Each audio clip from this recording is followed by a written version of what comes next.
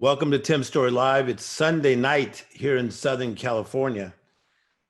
May 25th, a lot of things changed. All of a sudden, we heard of a name that a lot of us had never heard of, George Floyd. But his name was known by his friend, Stephen Jackson, former NBA player. They had been friends for over 25 years. Stephen Jackson said in an interview that he was known as a protector of everyone. On that day, everything really shifted. Stars began to talk out. People from all walks of life talked out. LeBron James said this, "Do you understand now? Or is it still a blur?" Whoopi Goldberg, "I'm appalled, I'm outraged." Chance the Rapper, "That video effed me up."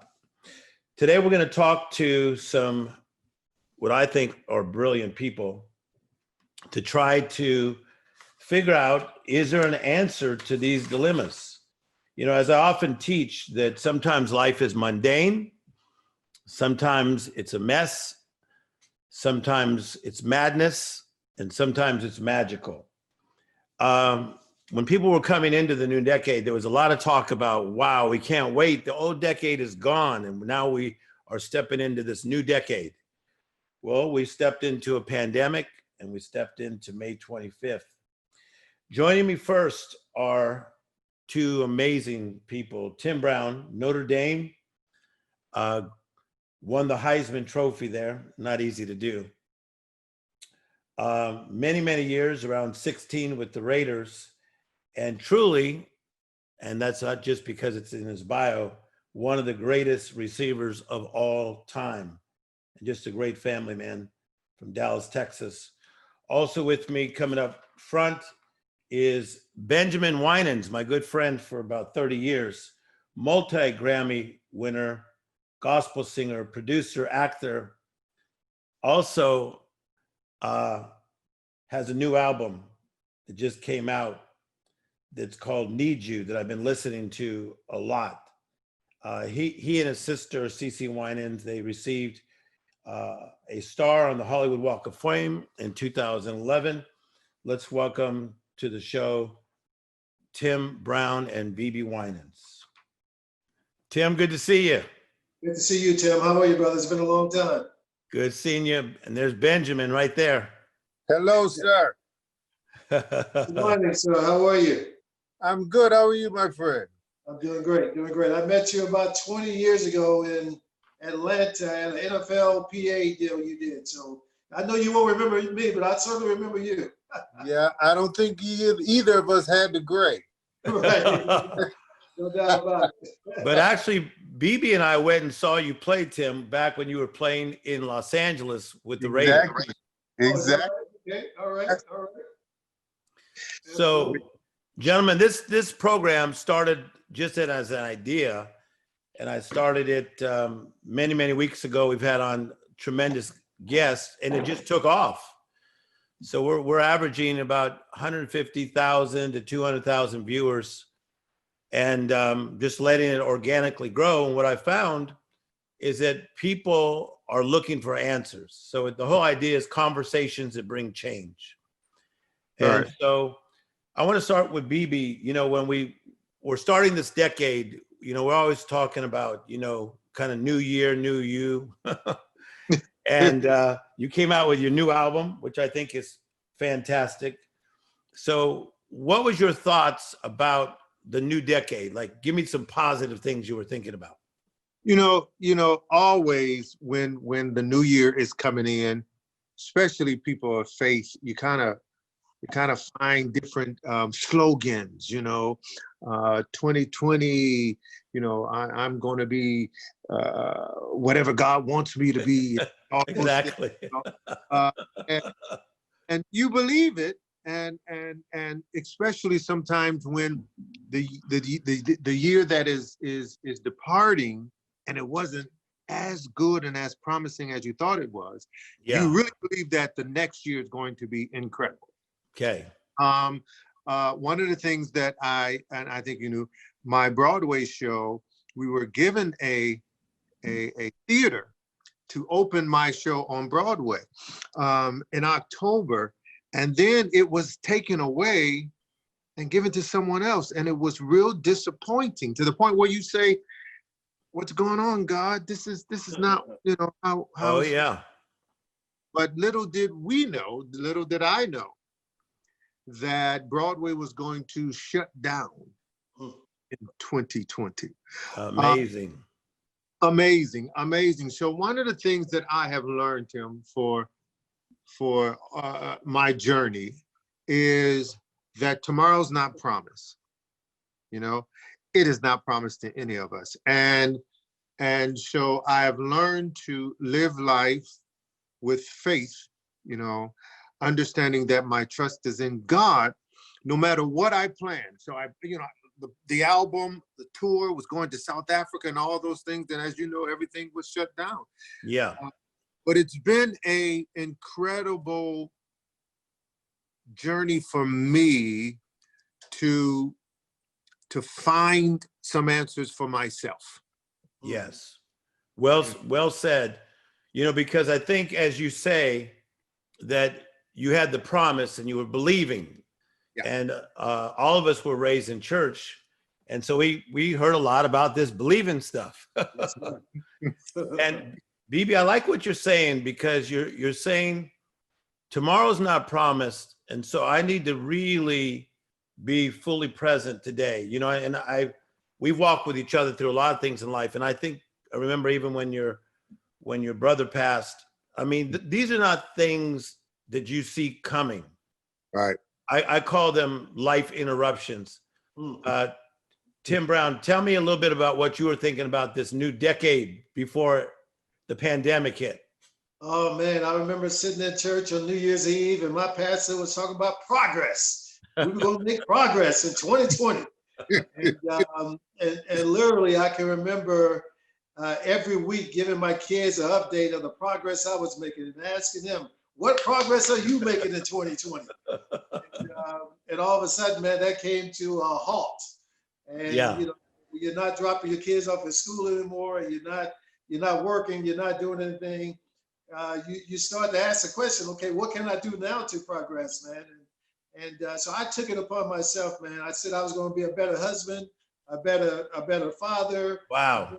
a better son, a better brother, a better friend, you know. So I probably have Zoomed with my friends, man, more this year than we have in 30 years of knowing each other. So, you know, I think, you know, if I do so much traveling, and I know I'm talking with, you know, BB Winans and Tim Storey, so my travel don't compare to y'all's travel. I get that. But, you know, in my little life doing the traveling that I do, sometimes you look for a moment where you can sit down and relax, man, and really think things out. And I may not have wanted, you know, 3 months to do that, but at the same time, you know, I've used this time, man, to try and get better in every phase of life I can get better at, and just move on from there. Mm-hmm. BB, let's tackle this word disappointment that you brought up, because, you know, everybody knows you've lived in many ways a magical life. That's how they see it, as, you know, friends with Whitney Houston and working with Whitney and, you know, working on that movie with Denzel Washington. And, you know, you live a glamorous life, but there's a lot of disappointment that comes with this. Yes. Yes. Tell me about this disappointment side of life and ways that we can work our ways through it. You know, one of the things that has been a lifeline for me is my foundation. Okay.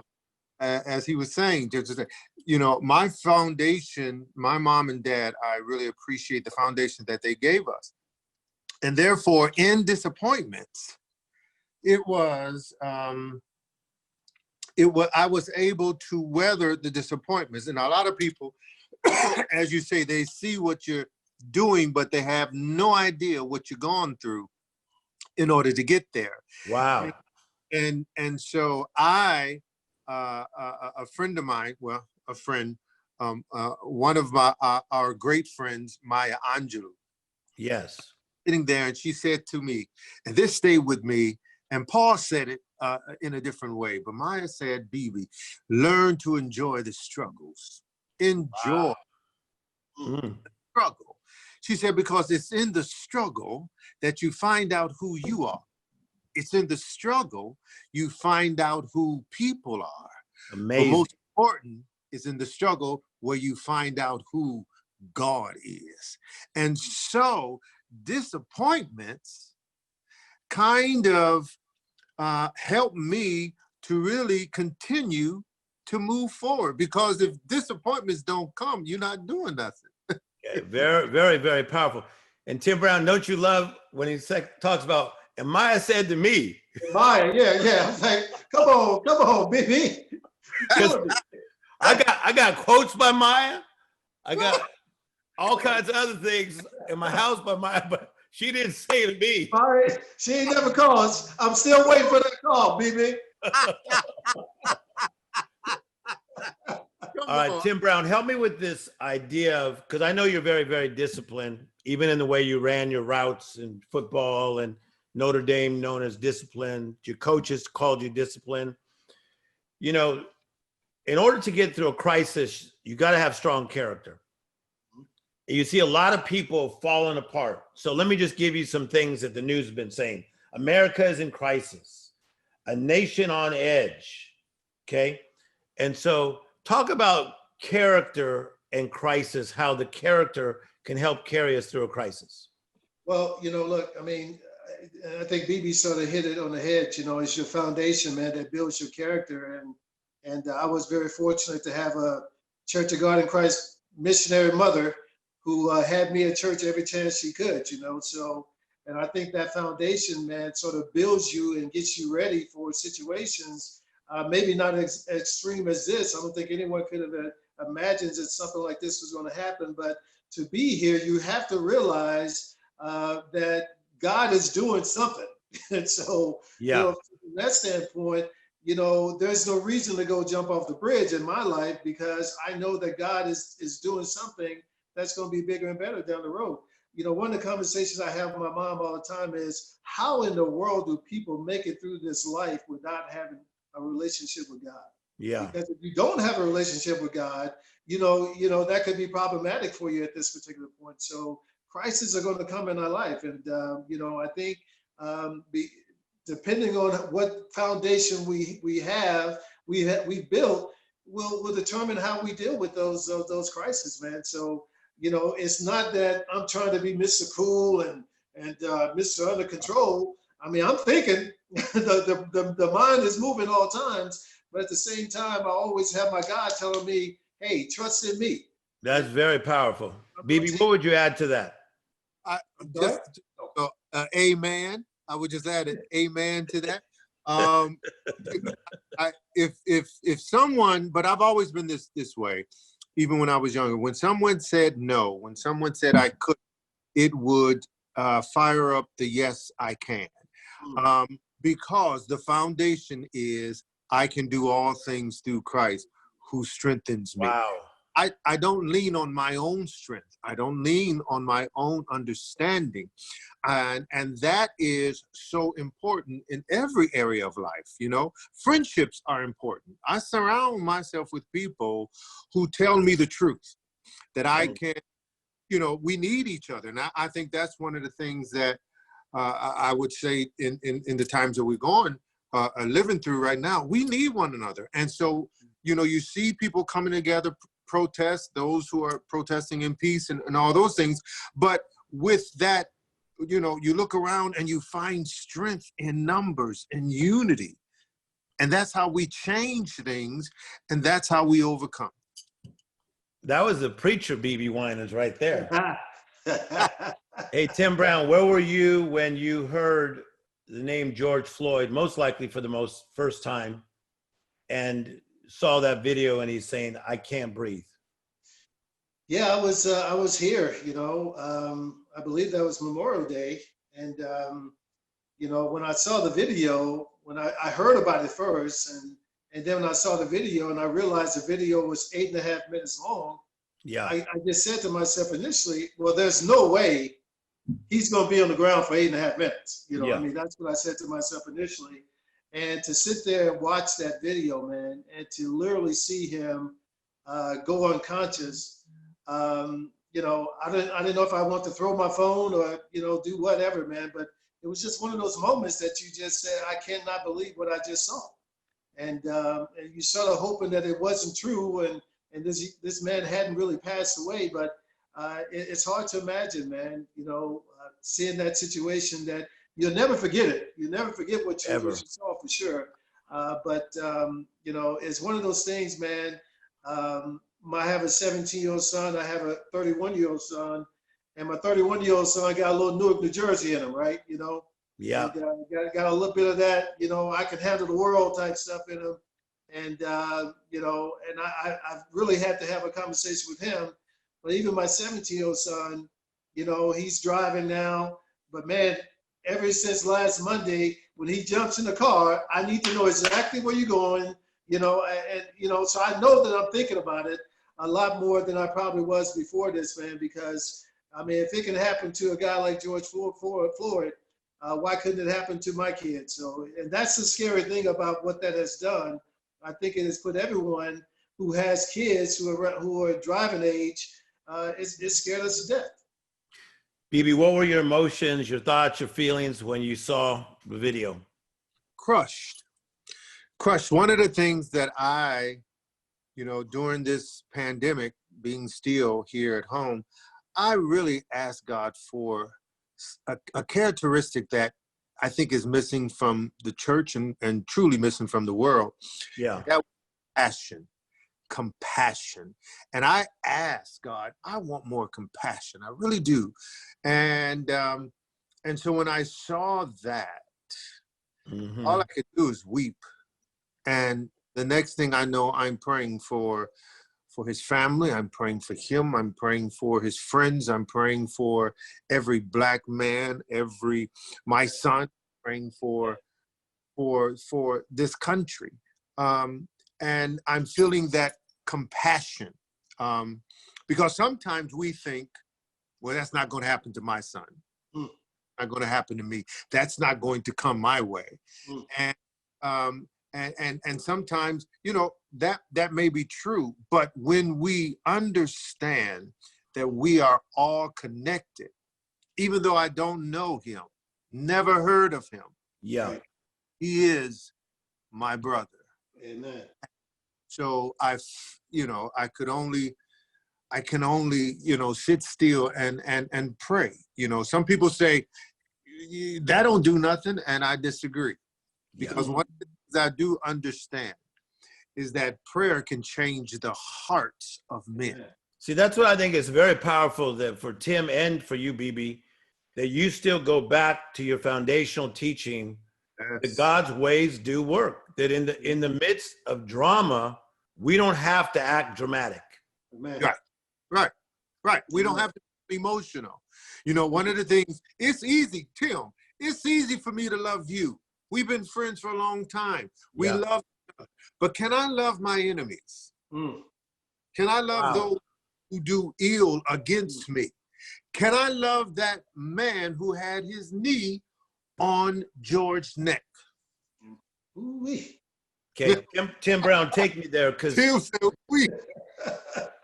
yeah, that's talking. Well, you know, you said that about being emotional. You know, one of the things I learned about being an athlete early on was your emotions can play a part in this. I mean, you have to be cool. You have to be under control. You have to know exactly what you're going to do. So even in my life now, and that's what I'm trying to teach my sons, you have to be under control at all time, because once you allow things, allow your emotions to take over, you know, by the time you come down from an emotional high, God knows what you have done. So, you know, I think from that standpoint, it's a very difficult thing, especially in this age with these kids. They want to go run and tear up the world, you know, but I think, you know, trying to get kids to understand that that's not necessarily the answer is a very difficult thing, because it's like BEBE just said, what we should be trying to do is love our brother, you know, but people don't want to. Love is not taking a part in what's happening at this particular point. And I get it. I understand the frustrations, you know, but, you know, I think when it comes down to it, you're going to have sensible people at the table to get deals done. Otherwise, if you got people throwing stuff across the table, things will never get done. That's very, very powerful. You know, one of the interesting things that we have all found in life is that challenges don't just come one at a time. They usually come boom, boom, boom. And I know that for BEBE, he was ready for a great new decade, steps into the pandemic. And for some that do not know, BEBE, talk about COVID-19 in your life. Yeah, yeah. You know, again, you say, oh, nothing's gonna come near me and nigh thee because I'm a child of the king. And before you know it, I was coughing. And it was like, where did this cough come from? And then I got chills, and then I became fatigued. And then I called my doctor and said, is something wrong? Wow, wow, wow. I believe I contacted the virus from being at a funeral.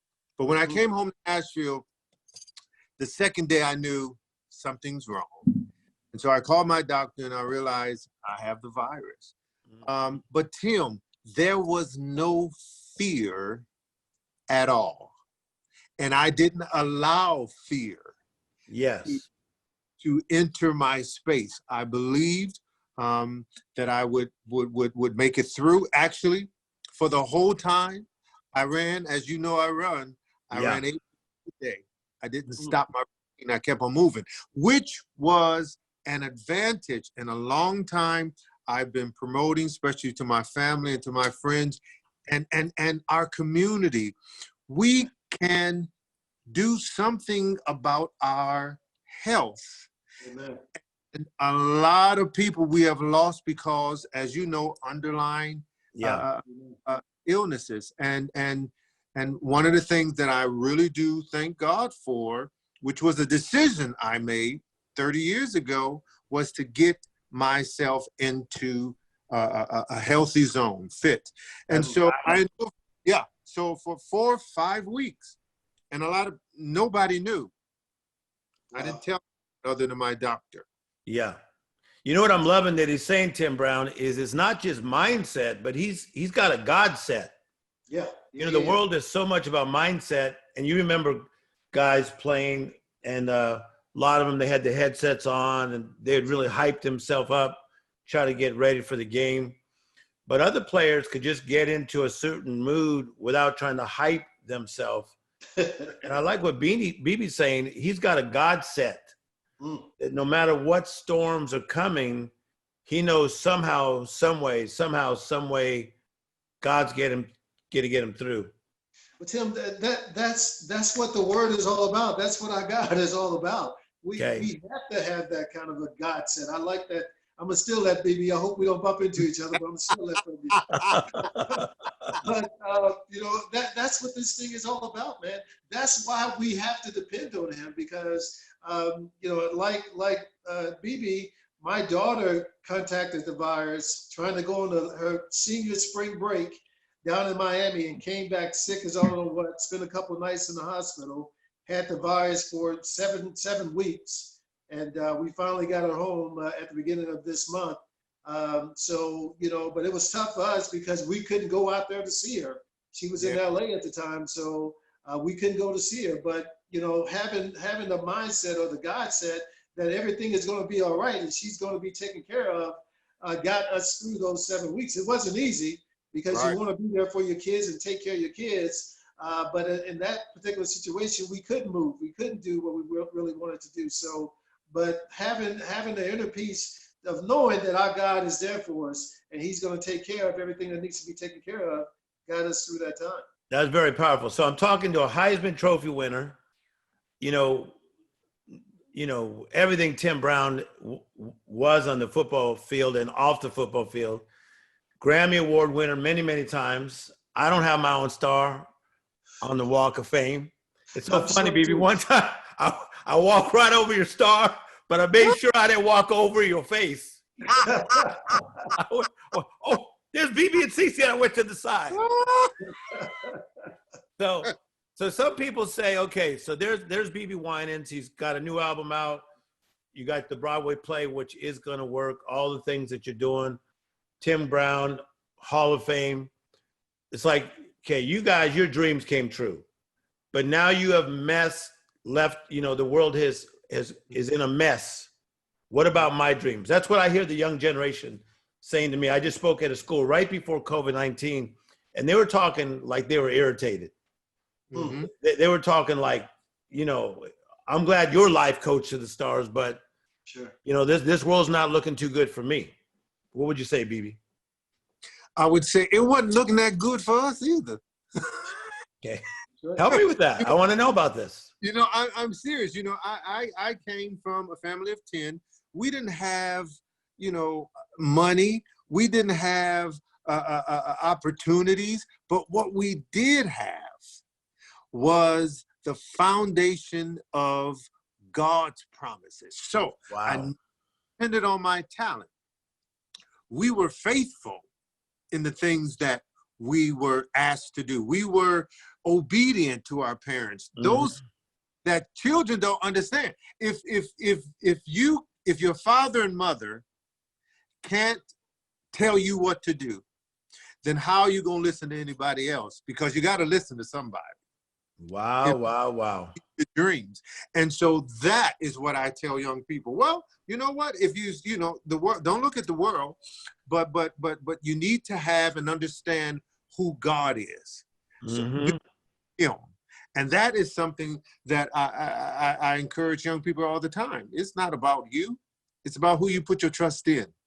How did that stir you up, Tim, right now when he was talking about that? Well, because, I think about coming up, man, and, we're a family of 6, I was a baby until I was 17, and my mom and dad in their mid-40s decided to have another kid. But so for the most time, it was 5 kids, and, we had a 2-bedroom house with 5 kids. So Timmy slept wherever he could sleep that night, living room, kitchen, wherever there was a pillow, that's where I slept. Exactly. My out was education. I got a football scholarship, but I went to the University of Notre Dame because I thought that getting the education, getting that degree from there would save my life, would do everything for me. So when I left out the house to go to Notre Dame, my mom and dad told me, son, there's no future in football for you. Yes. You go up there and get that education and come back. So that's available to everyone. Education is available to everyone. And that's the thing that I try and impart. I've been doing a mentor mini camp out in Sacramento and Oakland for over 20 years. And the thing I try and impart in these kids is education. You don't have to be you run a 4.340 to get an education. You don't have to be 280-pound defensive end to get an education. Yes. Get your education, chase that dream. That dream led me into a Heisman Trophy and to a 17-year NFL Hall of Fame career, because I was chasing an education, man. So those are the things that you want these kids to understand. You have hope, but you have to see hope. You have to reach for hope. You got to go get hope. Hope is not going to all the time come and knock on your door and drag you out your bed.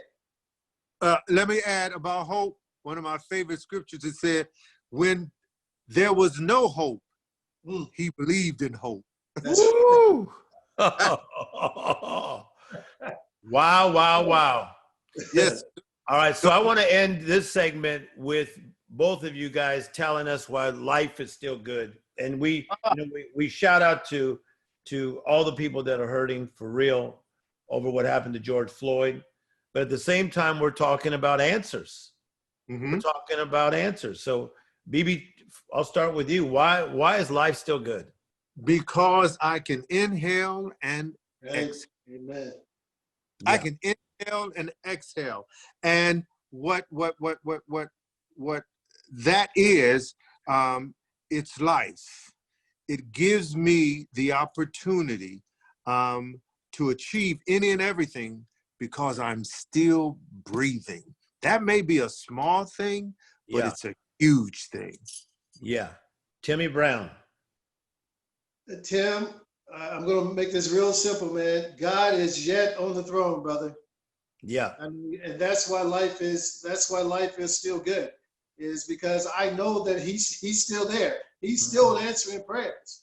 Maybe we don't understand this. We don't get this. certainly we are hurting over what happened with Brother Floyd, but God is yet on the throne, man, and that means that something good can yet come out of this, and that's what we all have to do. We have to make sure that something good comes out of this. Okay. Last thing, Tim Brown, tell me what projects you're working on and what's coming up next for you. You're always up to something. Oh man, yeah. So we have I got invite to be involved with a minority fuel company, oil and gas company, about 4 years ago. Come to find out there are not many minorities in that industry. So we've been trying to get something done there over the last couple of years. Hopefully soon here we'll have something moving.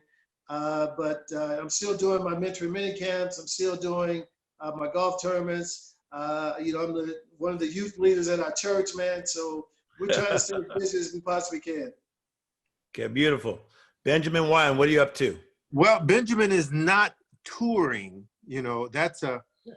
I'm allergic to that word, tour.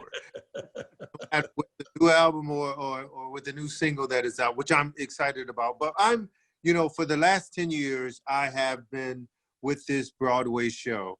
And not only are we going to open on Broadway, but we're also a movie as well about my family and about our journey. So movies, music, but you know what? Whatever comes my way. I don't know what tomorrow, and that's the thing with me. People say, so in 5 years, where do you see yourself? I don't know. Whatever door he opens, I am excited and expecting doors to open and just walk through. And he believes that, Tim. I've never seen BEBE with so much peace. But I will say, Tim, he wears some real tight jogging outfits. Watch him on social media. Oh, you know what that is, You guys must be real good friends. That's jealousy. That's what that is.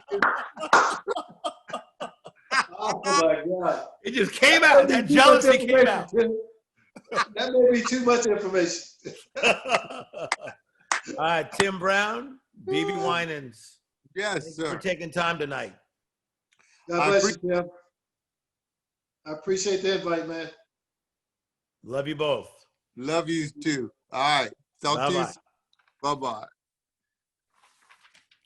Conversations that are changing people's lives. The thing is, we've got a lot of major problems going on.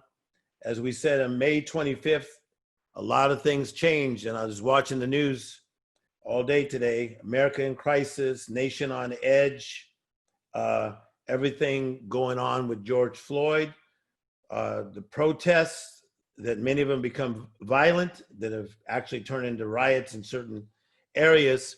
And I like to hear people's point of view. And Benjamin Winans, BEBE Winans, was still talking about his faith in God,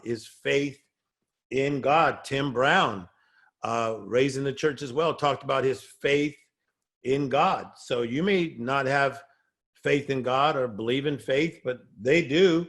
And for them, it's working.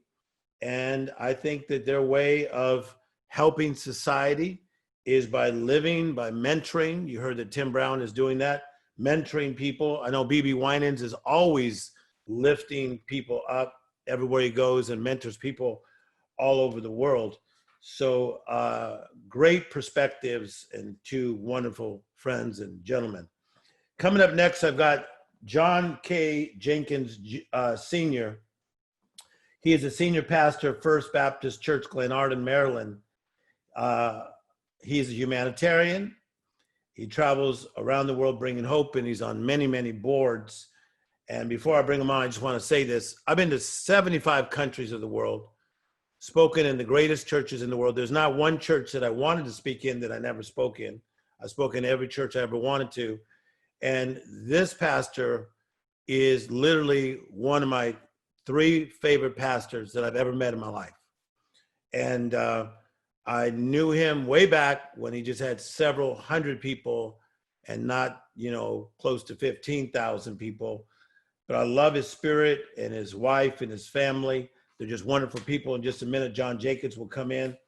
And then I'm so proud to have Nick Chiles on, Pulitzer Prize winning journalist, three-time New York Times bestselling author, a graduate of Yale, has taught at Columbia, Princeton universities, and is currently working at the University of Georgia. And let us welcome Nick Chiles and also Pastor John Jenkins. Hello, gentlemen. Good evening. Hello, how are you guys? Hey, Pastor, what were you thinking when Tim Brown and BEBE WINANS were talking about faith in the midst of a storm? That was kind of cool, right? Oh man, it's outstanding, exciting. We got to have faith, keep our faith alive in the midst of devastating times. So it was great to hear those guys talking about that.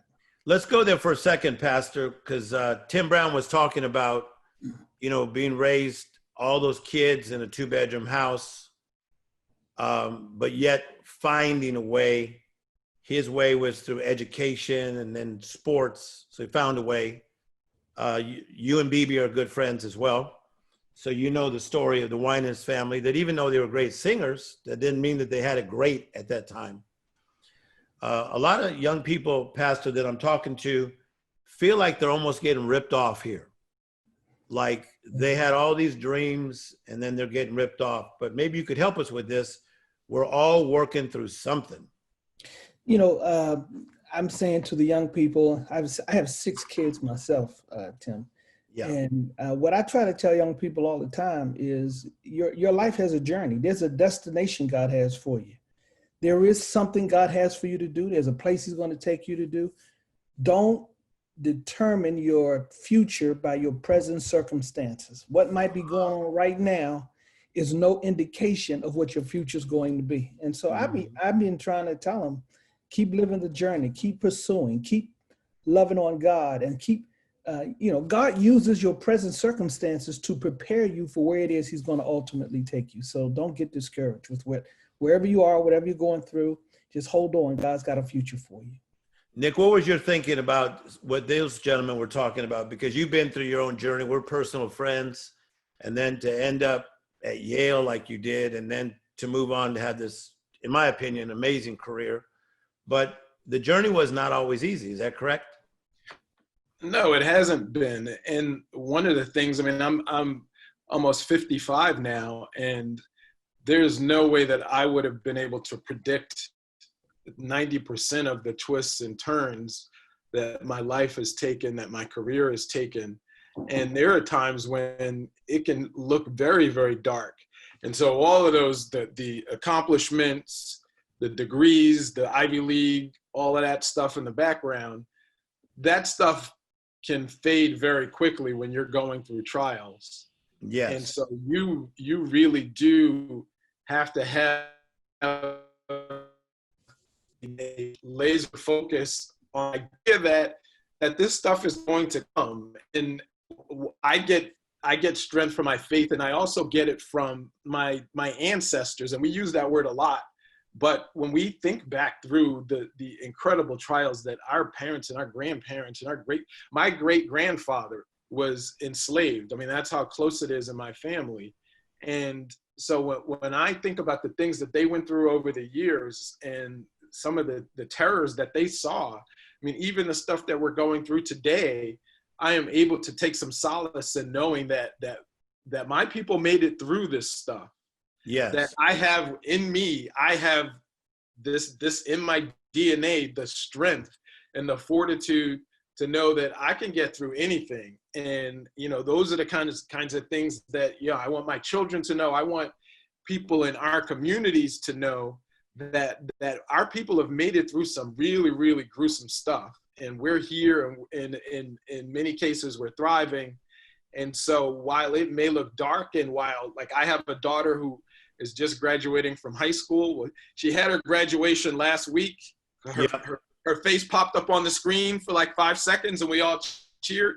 And that was pretty much her high school graduation. She's about to go off to college in a couple of months. Hopefully, I'm knocking on wood here about that one. But she knows that even though it looks dark right now, that, there have been some dark times. There are going to be some dark times in her life to come. Yes. But, we've all come from people who have made it through things that were much scarier than COVID-19 or police brutality.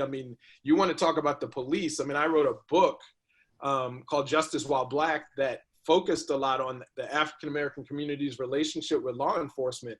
And in the book, we go way back to the creation of slave patrols before emancipation and how those kind of slid into the creation of the KKK, which led to our modern day police forces. And so over the last 150 years, there's a very direct line back to our periods in enslavement. And so while we are certainly right in pushing as much as we can for reform and trying to get these police departments to truly live out their so-called missions, we still do need to keep this historical perspective front of mind so that, you know, we're not going to be delusional about what we should expect from them. That's a good point. And in just a little while, I'm going to talk more about Justice While Black and how we're actually going to give that book away.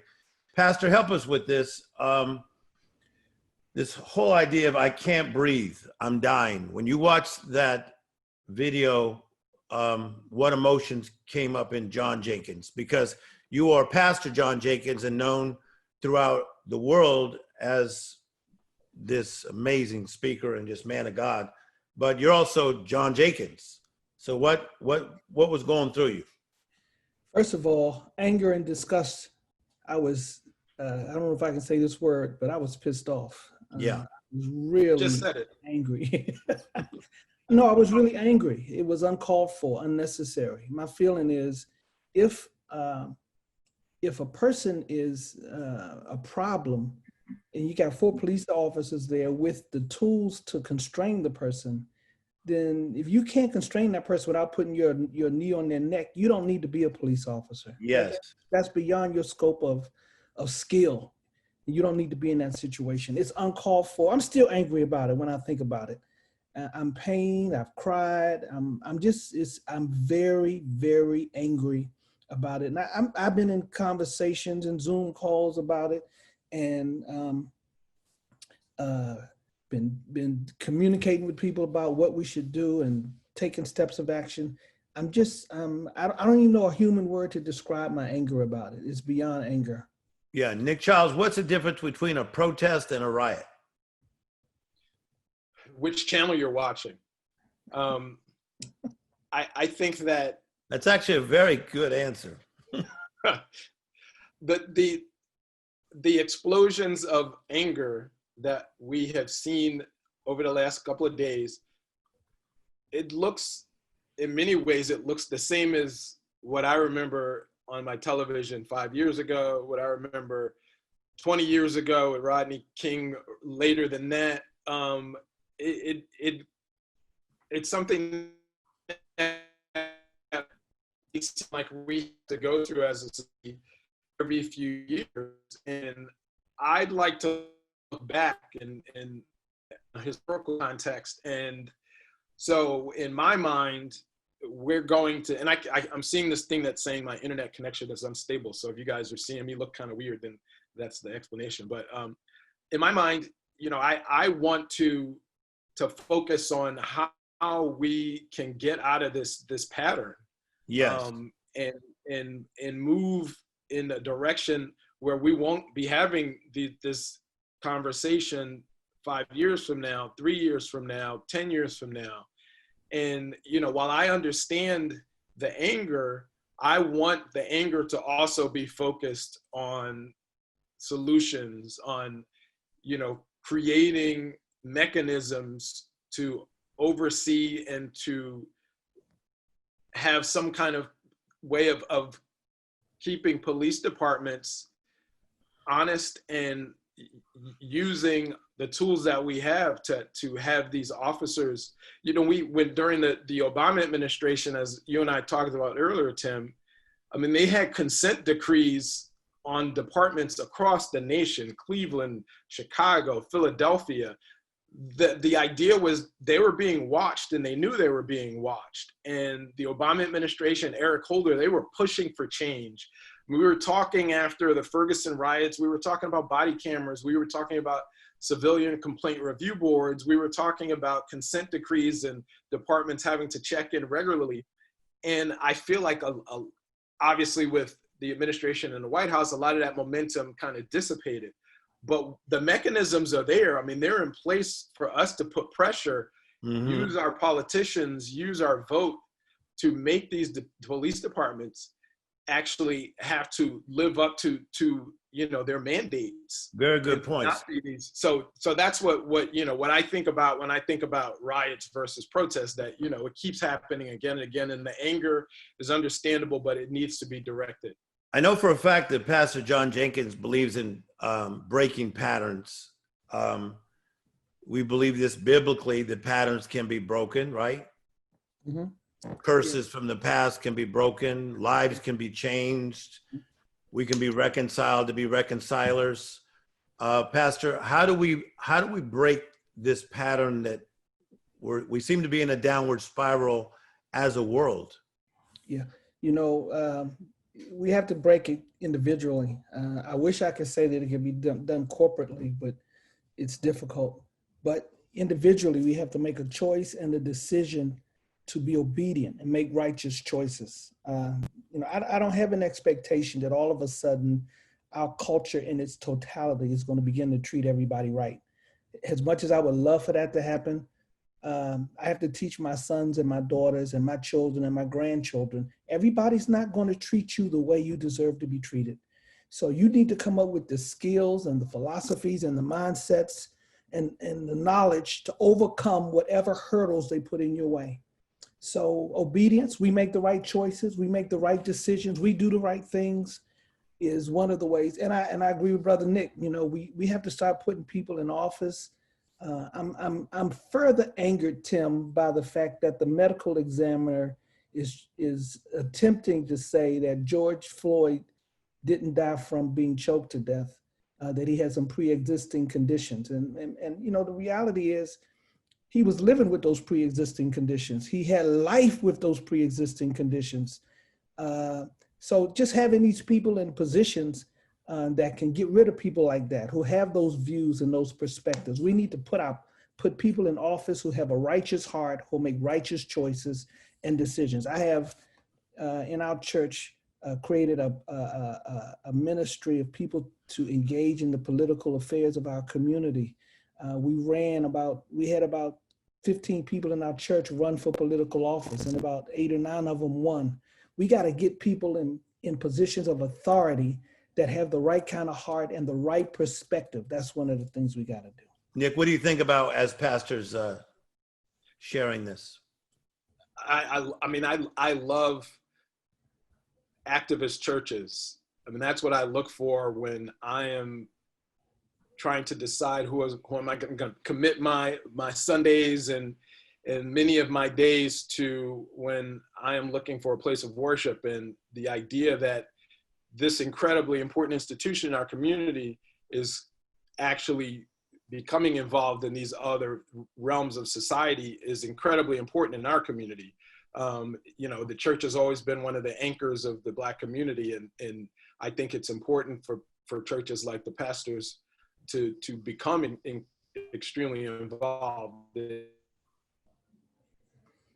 the community. So, I applaud that wholeheartedly.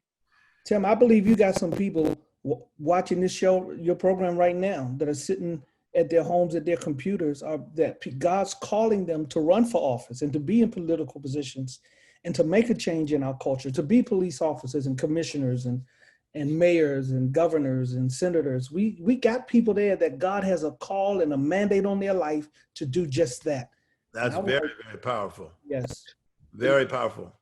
Tim, I want to talk a little bit about the fear that I am trying to fight away for young people coming out of the circumstances that we're in now. An African-American young person in this, I spent a lot of time in my career writing about education, about politics, and I know the dire straits that our young people have been in throughout the last couple of generations, having problems in school, having problems after school, the school to prison pipeline, and those are under normal circumstances. Over the next few years, what this country is going to be facing are horrific conditions for many people, especially the people who are on the margins. And so young people who are in high school, who are in college, who are going to be looking at their entrance into this scary new world are going to have to basically, like, you know, we had Tim on the earlier segment, have their head on the swivel. They don't know what's going to be coming at them, and they have to be prepared for everything. And I am afraid of what this is, how this society may be looking at them as disposable and have very little concern about their futures.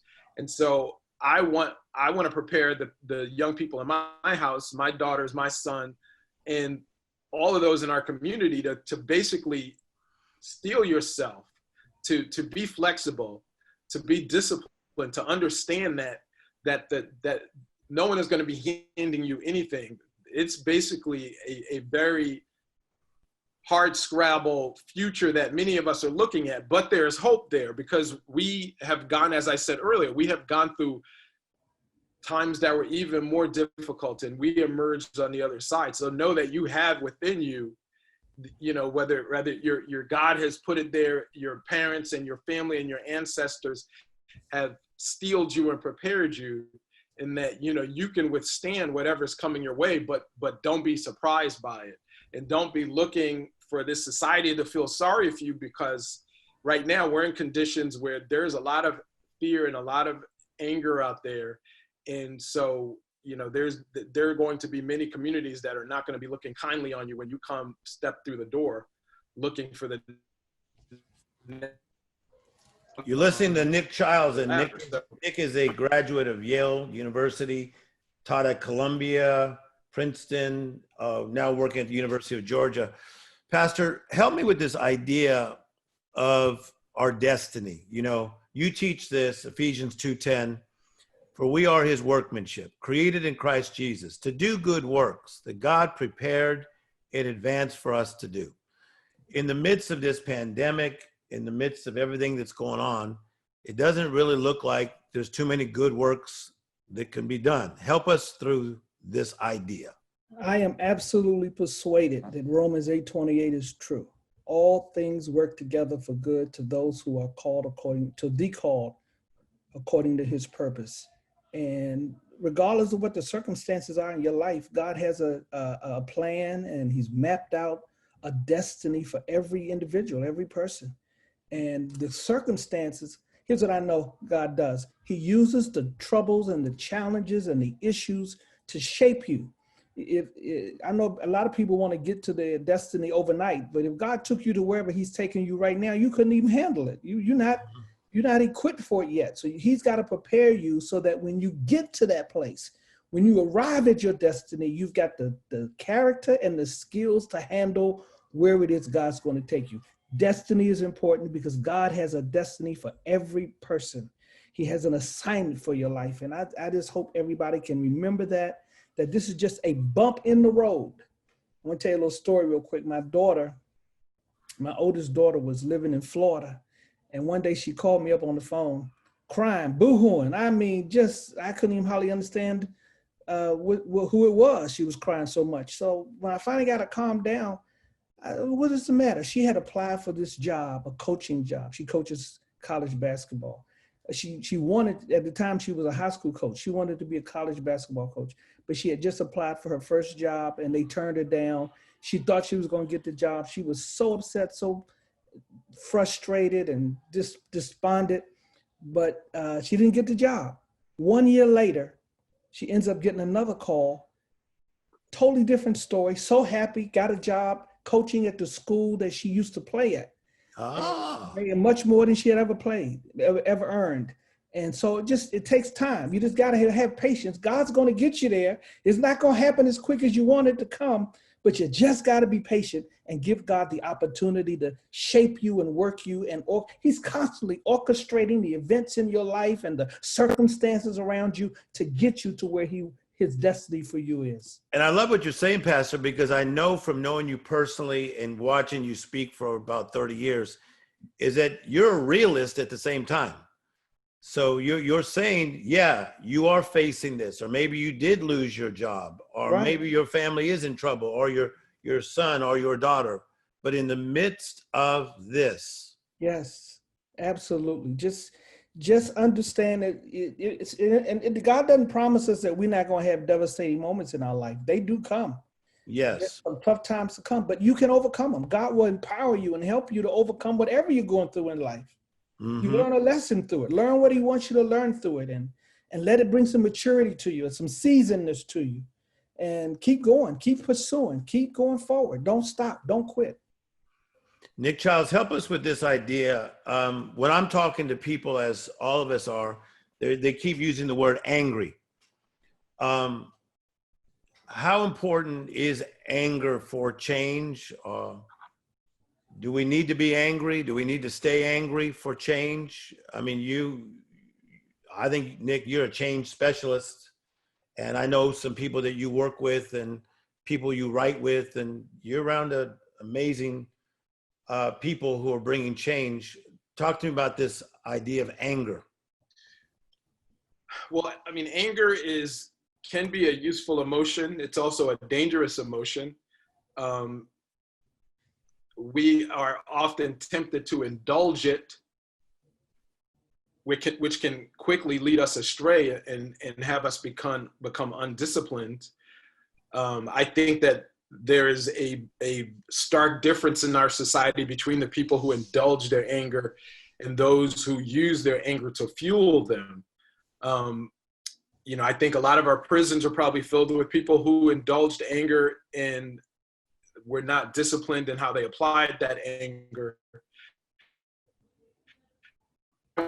At a moment where there's a lot of anger coursing through the streets, it's understandable. Certainly, we all can kind of feel it ourselves, but we can't allow this anger to move us to places where we're not going to be productive with our lives. Mm-hmm.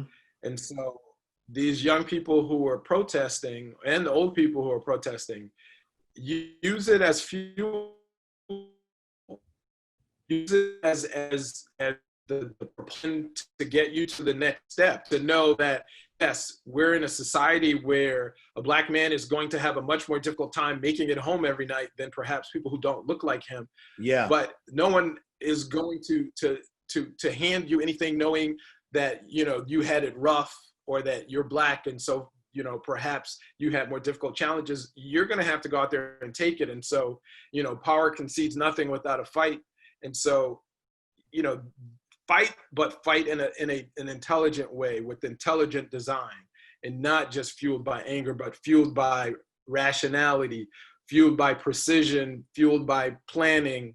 And know that, when you approach a problem from a number of different angles, usually you're going to find a way in and be able to topple it. But if you all keep banging your head against that closed door, yep, you're going to knock yourself out and you're not going to get in.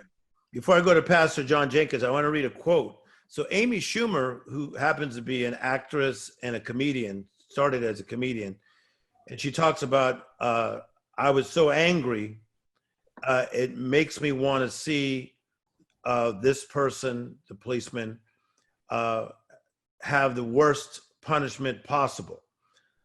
Steven Jackson, former NBA player, the friend of George Floyd, says, I like to see the police officer lose his life. So, different people have anger and have different emotions, right? Pastor, help us with this idea of anger and how we could use it maybe in a more constructive way. Yeah, again, what Nick said is we got to use the anger to fuel. We have to direct it in a different direction. We don't want to be. God warns us about trying to retaliate. We don't want to be retaliatory. We're not trying to, because if we try to do something like that to somebody who does it to us, we become them. We find ourselves in the same posture that they're in. And that's not what Christ has called us to do as believers. So, we want him to get his due punishment. And whatever the system designs and the rules and the laws have stated, he should be punished for his behavior, but not at our hands. It should be done at the hands of the system. I think that's one of the most powerful things that's been said all night. because, you know, as kids, if somebody fought us and someone hits you, you want to come right back at them. And I think that, as all of us are talking about tonight, including Tim Brown and BEBE Winans earlier, that's not going to put us in the right place or position. Nick, what goes to your mind as you hear Pastor talk about that? Well, yeah, you know, we've heard so many, you know, that idea of, you know, when you carry around this hatred and this anger towards somebody, perhaps blind through their life, you know, you're poisoning yourself. And, you know, I think most of us have had situations where we wanted vengeance, and, you know, it can eat away at you and it can be incredibly destructive. And so I totally understand the power of what the pastor is saying, that, you know, your hands become tainted by this idea of, you know, exacting precise revenge on this person who took a life by you trying to take a life as well. You know, we're upset, we're angry, but, you know, we have to figure out how to move on. Okay, beautiful. All right, so Nick Childs has a book, Justice While Black, and we're going to put out all the information. And so, Nick, how did they get that book? You're gonna give it to the people? Well, my publisher, Agate Publishing, agatepublishing.com, AGATE publishing.com, made a wonderful decision to make the book available this weekend for free. It came out. That's amazing. I'm serious. Yes, it came out 6 years ago. It came out right on the tail end of the Trayvon Martin catastrophe, and you know, we were selling it up until this point. This weekend, the ebook is available for free, and the subtitle is "Helping African American Families Navigate and Survive the Criminal Justice System." So it delves into a lot of this pipeline issue that Africans fight for generations, and how to stay out of the system. And if you're ensnared in it, you know your rights and what steps that you should take. Okay, so we're going to make all that available there and give all the information.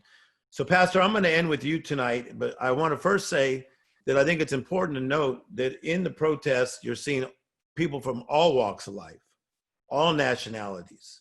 So can you tell us why you think that is? It's not just one race out there.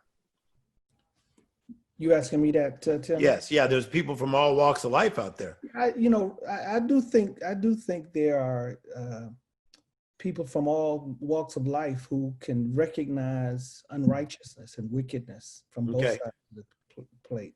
So I think there are a lot of people out there who recognize the wickedness of it. But I also feel that there's some people out there on both sides of the table that are not there for the right reasons and are not producing. And they're doing things that's looking negatively upon the whole effort.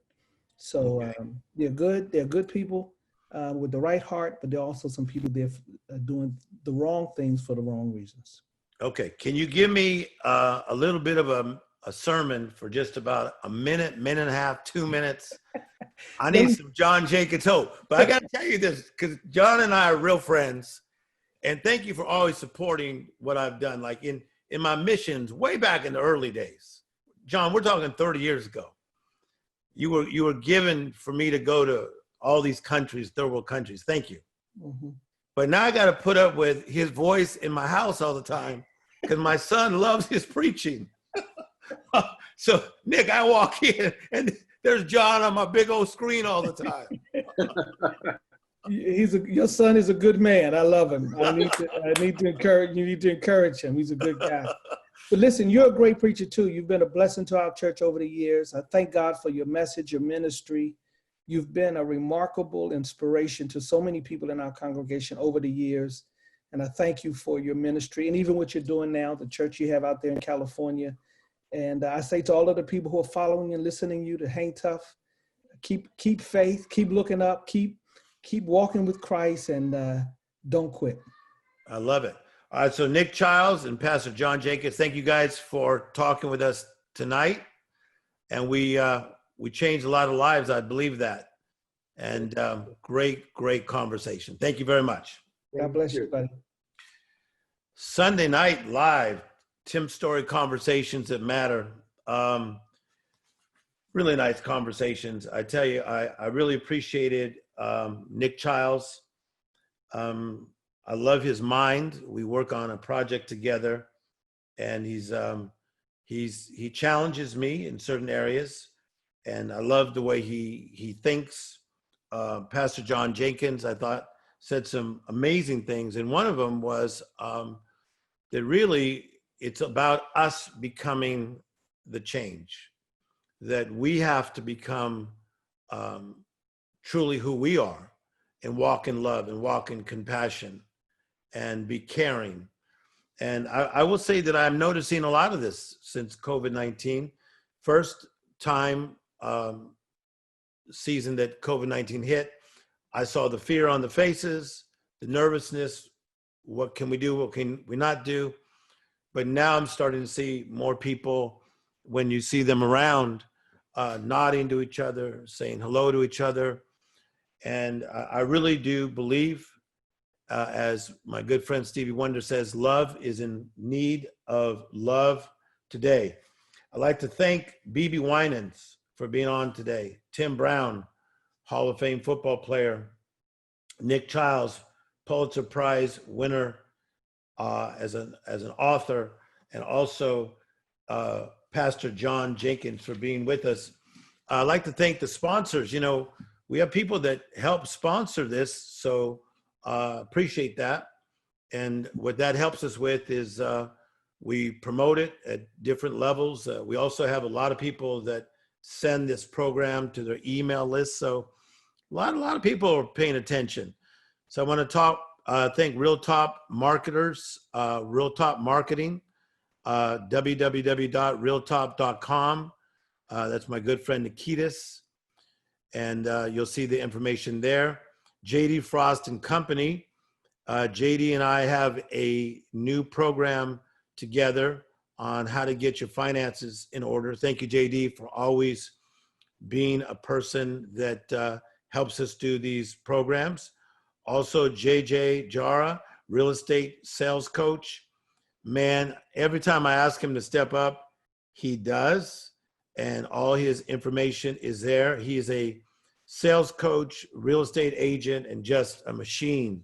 And he has a wonderful wife and children. They are friends of mine. Albert Preciado, thank you for always stepping up. Not sometimes, but always. He is the mortgage guys. He's a speaker, radio host, investor, CEO. Albert, truly, you always step up. I'd like to thank Paul Mitchell, the school in Pasadena, Ali and Peggy, they're the owners. A lot of people are always looking for what they should do next. This is a great school, Paul Mitchell School in Pasadena, and they've even let me use their building several times for me to come in and have Tim Storey Lives, and we always pack it out. They're standing everywhere. So all that information is there. Paul Mitchell, the school, Pasadena. Thank you guys for always supporting. And then Keep Me Safe Worldwide, my good friend Rebecca Black and Kelly Bono. Keep Me Safe Worldwide. All the information is there. Mission is to deliver safe personal care products to women and families. Isn't that nice? The people are trying to lift each other up. The Bible says, pity the man or woman who falls and has no one to help him up. Here's what I really, really know, that sometimes you got to get it wrong before you get it right. And in the world, we're getting a lot of things wrong, a lot of things wrong. The way we treat people, the way we do things, the way we treat ourselves. But sometimes you got to get a lot of things wrong before you get those things right. And in the midst of the wrong, we can turn this moment into a library of learning and a sanctuary of connecting to our Creator. So in the midst of the wrong, let's wake up and take inventory and turn this time into a library of learning and a sanctuary of getting deeper with your Creator, who is God. And let's go from wrong to right. Let's still believe that this is going to be a great 2020. That June we get better, and July we get better, August we get better. Every month we get better, and then the next thing you know, you're living a life that you were really thinking about living before this decade started. I want to also invite you. I do something called the World Shakers Network, which is every Monday night. I have conversations with people, and it is a network, a membership of people where I teach on the traits of the greats. And I do all this teaching that I've been working on for a lot of years. Then I bring on guests, and it only costs $19 a month. So that's on Monday nights. It's called the World Shakers Network. It is worldwide. So I want to invite you to that. If you don't follow us already, Tim Storey Official on Instagram. You'll find out about a great conference I'm about to do with two amazing people in Africa. Another conference we're doing virtual in Europe. So both of these are virtual conferences, all right? So God bless you. Thank you for spending this time with us this Sunday night. We will see you next Sunday night. I already know who the guests are, and you will be happy with what we're doing. Life is still good.